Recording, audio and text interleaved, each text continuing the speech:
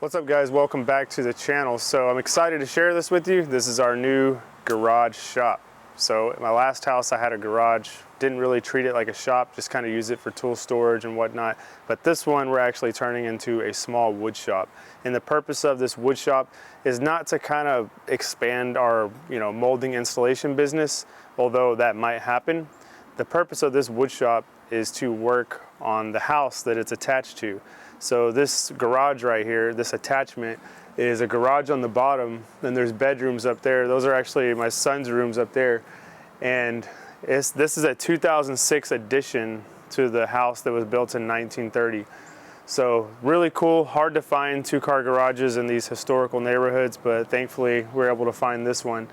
So it's about 480 square feet, so a pretty small space, but I'm pretty sure we'll be able to get away with it for what we're gonna do.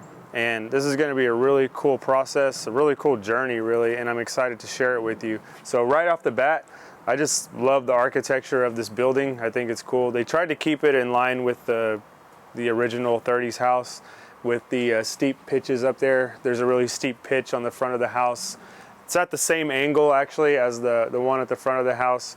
And then another thing I really like about this kind of double bay door right here is they put windows in, which in the wintertime, this is gonna be great for allowing natural light to come in. So we got 2 windows on each door for a total of 4, and that should equal a lot of natural light. And usually what I'll do when I'm not doing woodworking stuff, my typical day-to-day job being a trim carpenter, I usually just back my truck up right here, and then I can open up this door and you'll see inside there how convenient this is, the way I have it set up. And then this is kind of Ashley's spot over here. But yeah, let's crack it open and I'll kind of tell you guys my idea. And you can, I've never built a wood shop before. A lot of these tools I've never even used. Like I've never used a joiner. I've never used, I've used a bandsaw a little bit, but like baby bandsaws. So all those machines, I've got them ordered and they're on the way. I was not really smart about this because everything's so back ordered right now. I was like, oh yeah, when I move in, I'll just order the machines and have them shipped over there the next week. It's not gonna work out like that. I'm gonna have to wait like 2 months. But in the meantime, we're gonna get things ready. They got some other machines that are gonna be arriving earlier than that, and I'll take you on the whole journey through everything. But anyways, I'm gonna pop open this first door and I'll kind of walk you guys through and tell you my plan. If you have any suggestions or advice, definitely let me know, because like I said, I've never put together a woodworking shop before. So first thing I'll say about this place is they already have the epoxy floor, which is great because that's something I definitely wanted to do at the next shop, because the last shop we had, the last garage, it was just concrete and every little thing you dropped, paint, little lubricant, it would all stain and it was really hard to get off. So I'm glad they got that in here. That's one less thing for me to worry about. And we just got to clean it up a little bit. But let's start on this wall. We'll kind of work around the perimeter for my plans, and then we'll end up kind of in the middle here. So starting on this wall, I've got this kind of junk that I need to move around. We just moved in like days ago, so we're still kind of getting situated. But this stuff I got to find a place for. But what I envision for this area is kind of lumber storage. Now, thankfully, since I'm in the city, I don't really have a whole lot that I need to store. I literally have a lumber yard that's 5 minutes down the road. If I need to grab something, I can go do that. But I do envision lumber storage right here where I could just stack up boards and kind of keep them up out of the way. And underneath that, I can have like a rolling workbench that could just be like right here. I can't really block off this area because there's an access door to some more storage underneath the staircase inside the house. But I guess if I had a rolling workbench, I could easily roll it out of the way. So that's kind of the idea here for that. Those hooks were already there, those will come out. And then moving right along over here, I've got the Milwaukee rolling tool chest. This is just, it's got sockets and all kinds of stuff in it, stuff that I just need around the house, or like tools for tools, some fasteners and stuff we use on our job sites. Kind of randomness, I probably need to go through and organize that thing a little bit better. But what I envision here is, this thing's on casters, so it can move anywhere. Everything except the miter saw will be on casters, so we can kind of move things around. Because like I said, 2 guys in 480 square feet, we're gonna need to work with the space. But what I envision here is just having this whole thing as a wall of chargers. So I'm gonna mount my chargers up here, and then we can just slide our batteries on and see everything that's charged, and that's kind of the whole big picture here. And then moving right along over here, again, this is on casters. This is what I refer to as my chemical cabinet. It's got lacquer thinner, paint thinner, lubricants, primers, all that kind of stuff that we use, just general paint supplies too, all inside of this cabinet. And I think though, even though these things are on wheels, I'm pretty sure these two things are gonna just stay right here. But I guess time will tell. You know, if you ever try to build out like a truck for tools or a van or a shop, it's constantly evolving to what you want to do, because you're like, well, this works better here, that's better there. So we will see ultimately. And then before we move on, I just want to let you know this color, we're painting this today. I don't like this color. It's not really like a bad color. I think it just feels gloomy in here with the floor color and then that. So all this will become white, and I think white is perfect. It's my favorite color for like just rooms, the contrast and stuff. I like it. It's good for recording videos, which we'll be doing a lot of. So we're gonna get painting that today. So moving right along here, these shop cabinets, I really like these actually. They were here obviously when we moved in, but as far as storage goes, I really like them. As far as how they look, not so much. So we're definitely gonna rebuild these uppers, and I think we're gonna build them to the ceiling. And I wanna make like a glass case up here to display in all glory lights this finished Carpentry TV giant pencil that Matt Jackson at Next Level Carpentry was nice enough to make for me. So I've had that thing for years now, and every time I see it, it just always brings me joy. I'm just like, that is one of the coolest things I've ever seen. So I want to have a nice display for it up there. So yeah, as far as these cabinets, we're going to rebuild all these uppers. I really like the layout, how they're in between these two doors. That door right there goes into the laundry room, which goes into the house. And this is kind of a bonus area. I'll take you guys back there later. That's pretty cool back there. That's the backyard.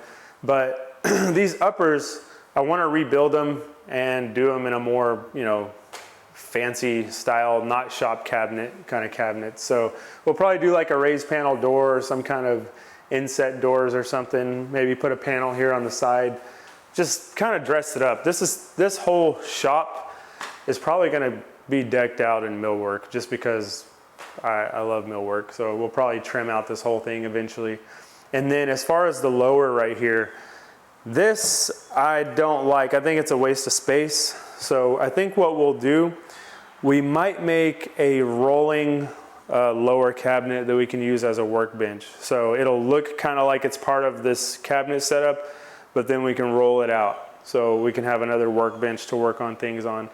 And that's kind of the idea there. But I do want to keep that workbench with some storage, because I didn't have storage at my last garage like this, and this thing's already filled up. So storage is great. Everything's out of the way. It looks clean, and I'm just really, really happy with having storage. So then coming over here, this is like my favorite part so far.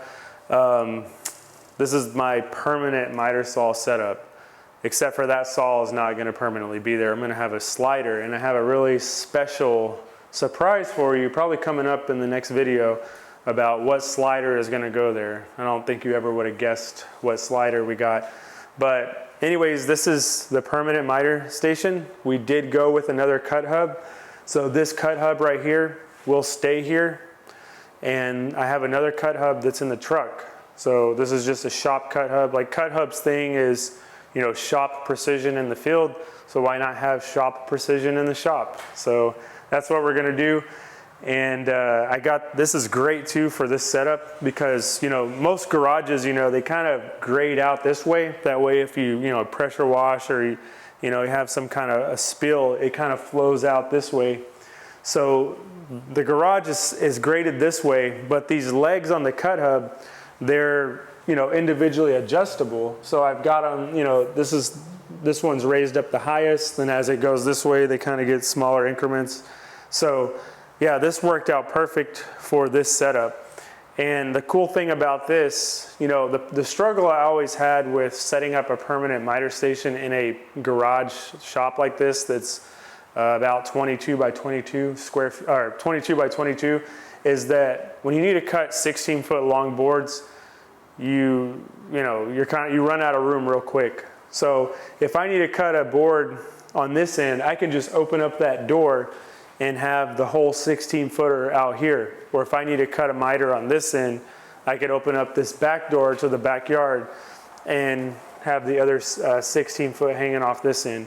So this, I think, is the perfect spot for this. I don't think this will ever move. I like how it's right here in front of the window, so you have natural light and you're not just cutting, like staring at a wall like this. So I thought that was pretty cool. And then as far as like the rest of the space around the miter saw, I'm thinking of clamp storage right here. I did put these DeWalt squeeze clamps onto the tube of the cut hub, which I think actually works out pretty good. But I've got some other clamps that are a little bit too long and they would hit the floor. So I'm thinking clamp storage up here. Somehow I'll probably look up some kind of video on, really good clamp storage and whatnot. But we're gonna trim this window out, probably using Windsor One stuff, just make this look really cool. Got a couple of hand planes on display. I just picked those up like last year and just kind of messing around with them. Like I said, I hadn't really used any hand woodworking tools or anything. It's been Milwaukee since day one. We've been using just kind of power tools, just general kind of power tools. And I'm looking forward to getting more into this kind of refined woodworking stuff, refined finished carpentry and millwork. So we'll see how it goes. And then one cool thing about the cut hub being here, you probably noticed I've got a ton of storage under the cut hub. I don't know exactly what I'm gonna do with this. I do have a Harvey Gyro G700 on the way. It's a dust collector. And we're gonna either put that here or I might have to put it on the other side. I don't know, but I'm thinking here, I'm hoping it fits under here. That would be great because I'm gonna have an electrician come out tomorrow and he's gonna wire some 220 for me. I'm gonna ask him to do, I think, 3 outlets of 220 for the machines that we're gonna be using. So if that thing can stay over here, that would be ideal. But again, that's something we're gonna have to see. And then one other cool thing you probably noticed is I'm making really good use of these kind of cut hub work tables that attach to the cut hub. So it's basically a 2x12 attached to a bracket and it's offset with the tubes, so it just ends up level with the aluminum surface of the cut hub. And these things, as you can see, are super easy to take on and off. And they just slide right in there, and then you got a little work surface. But I had a genius idea for this space because, the miter saw is gonna push this whole system off the wall a little bit. And then when I set this up, I was like, wait a minute. I could reverse 2 of those tables and use them for storage and just to set an impact or something. Or over here you can see I've got a little pack out drawer here. So I could technically set up pack out drawers right here. I could probably fit 2 by 2, so 4 drawer system right here. And there's more storage right there. So that's pretty cool. It just kind of makes really good use of an otherwise kind of wasted space. So this one probably won't stay here. This one will probably go just back in my truck for when we're working on the jobs. So yeah, I think this is kind of my favorite part right now. I think this is just like a dream come true. So let's wrap up right here on this side of the wall, then we'll talk about the middle. Now this side of the wall is this is a sprinkler system for the house, so I probably won't really mess around here too much. And then track saw, generation 2 track tubes. I'll be opening up those and showing them to you guys. And this is kind of, earlier I was talking about, I have my truck come right here. I'll probably store a lot of general stuff that I use on job sites just underneath this cut hub. That's at least what I'm thinking, because then I open up this door, my truck's right here, and I can kind of bring stuff in and out as I need it. That's the thought at least. And then that router table, that will be very soon be getting built a cabinet for it. So I'm really excited about that.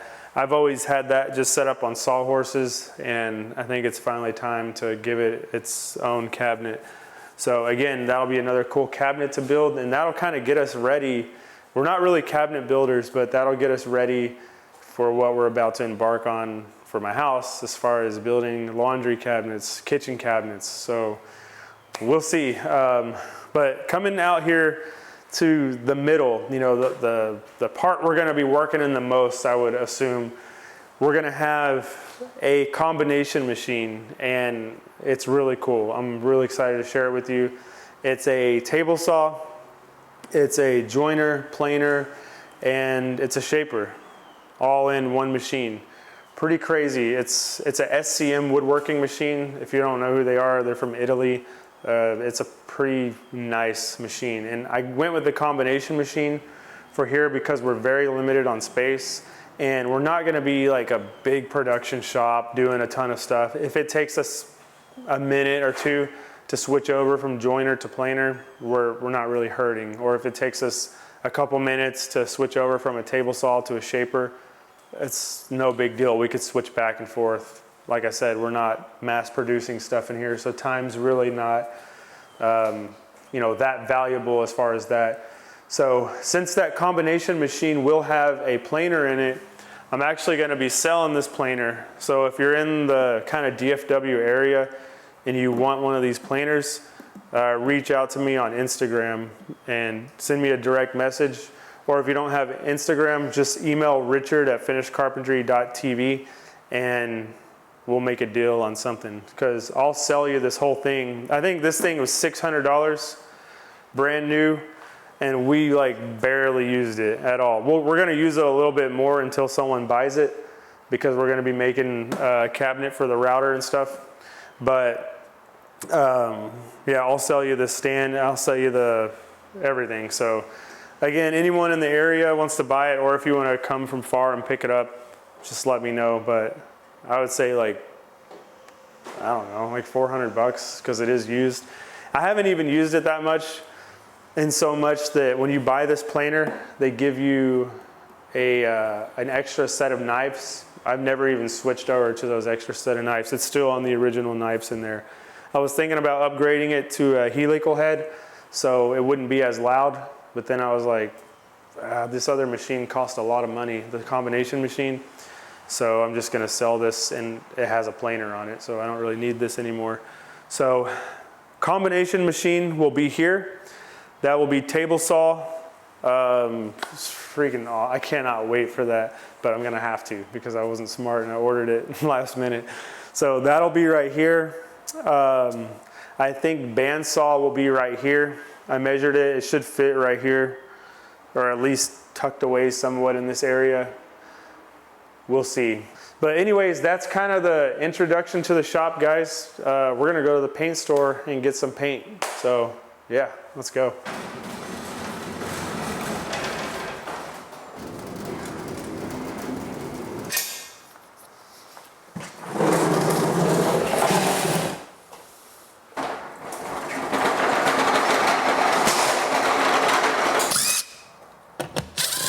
All right, guys, so we're moving right along, getting some things taped off, some holes patched up.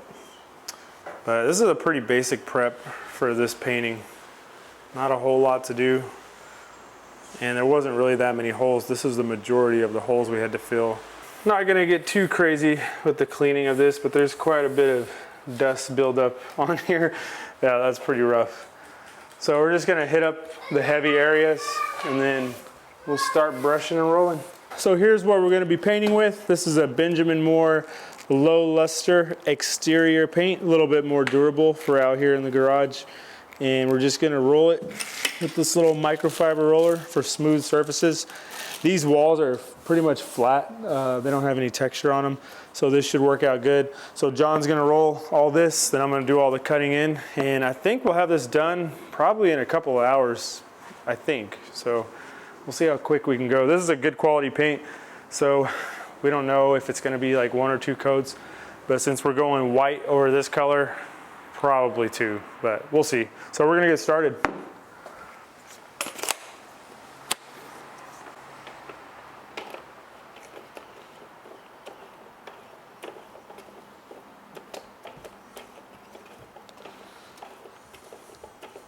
We should be good. I'll do the honors of the first roll.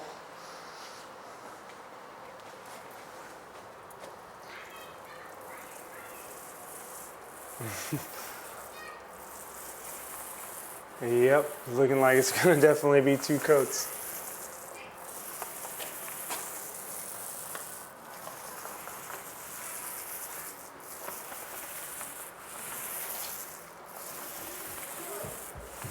Yeah, we could just do like a fog coat just to get a kind of like a prime coat.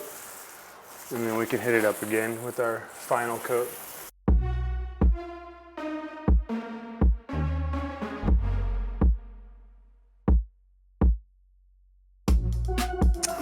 Well, look what just decided to show up. And this kind of leads into the next couple of videos. That's exciting. I'll tell you about that, but check it out first. We got the garage shop painted, and I couldn't be happier. This thing looks amazing. We went with a Benjamin Moore Chantilly lace as the color, which is kind of one of their brightest whites, and we did it in this low luster finish. So it's kind of like it just has like a nice glow to it. It's kind of hard to describe, but it makes good for like soft lighting and reflections. It's not a semi-gloss, so it's kind of similar to satin, but not quite satin either. Hard to explain. But we got that on all the walls, and I think it looks great. The contrast with the floor, and then all the equipment that's gonna be in here and all the tools that you see now. So while we were painting, I'm adding things to my list of projects to do, and one of the things I added was I'm gonna replace both of these doors with solid white oak doors. I think jambs and all. So when I get the equipment, I'm gonna be working on this. Like it's gonna be awesome. This place is gonna be super cool. And I was also thinking I'm gonna trim this place out. So it's gonna be kind of funny if I ever sell this place. They're gonna be like, man, this garage is kind of decked out. But I don't want to do it in a way that kind of disturbs the functionality of it. So we'll see. Maybe like a wainscot running through here and maybe a couple of panels and crown. I don't know. Definitely gonna do some stuff though. But yeah, this right here. So what happened with this, my motor burned up on my slider. So we've got this same saw in John's truck. It's a slider, but motor burned up on it. I don't know what happened. It just started smoking one day, and we had to take it to DeWalt factory service. So we took it to DeWalt factory service, and for some reason when I got it back, the cut hub mounting bracket, which is this piece right here, it was like all twisted and stuff. So I don't know if they dropped it or what, but I reached out to Cut Hub and they were like, dang, that's horrible. So they actually sent me another one free of charge.